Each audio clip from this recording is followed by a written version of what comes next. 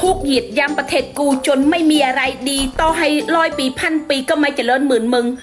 เอาไอ้ควายถ้าประเทศจนอย่างกูเนี่ยมึงมาปนทุกวันน่ะมึงอยากได้ไปทำไมฮะมาปนประเทศกูมาห้าเรื่องประเทศกูทุกวันเนี่ยเพราะอะไรไอ้ร่ำรวยไอ้รวยเพราะขโมยเขาดีอย่างนี้เลยเหรอ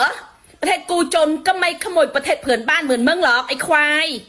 ไอ้ชาติหมาพวกมึงอะไรที่พวกมึงทำกับประเทศชาติกูฟาดดินจะลงโทษพวกมึงเร็วๆเลยเนี่ย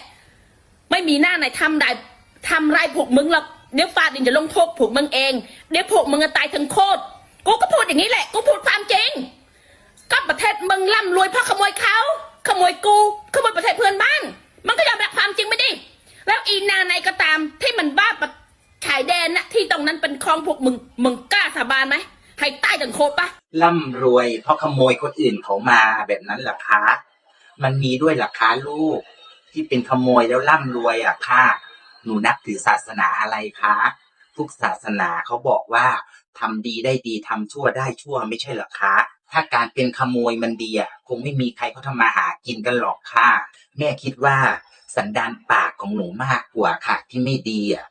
ปากอับปีสอพอและตอแหลปากไม่มีพ่อไม่มีแม่คอยสั่งสอนปากมีหนอนไว้เป็นที่พิงพักปากมีห่าลากไว้คอยควบคุมการพูดจาปากที่มีหมาไว้สำหรับหอนและเห่าปากที่มีรากเหง้าของการเป็นขี้ข้าปากวอนหาแต่บาทาคนอื่นเขาปากที่โคตรเหง้าเป็นพวกเดรัจฉานปากที่มีสันดานดังเช่นพวกสัตว์ปากที่ถนัดแต่ใส่ร้ายป้ายสีปากที่พูดดีๆอย่างคนอื่นเขาไม่เป็นนั้นก็คือ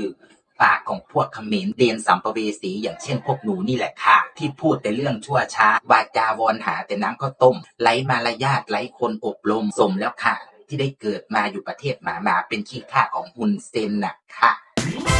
เทปไทยสไตล์5สถานีเว้าพื้นคุณ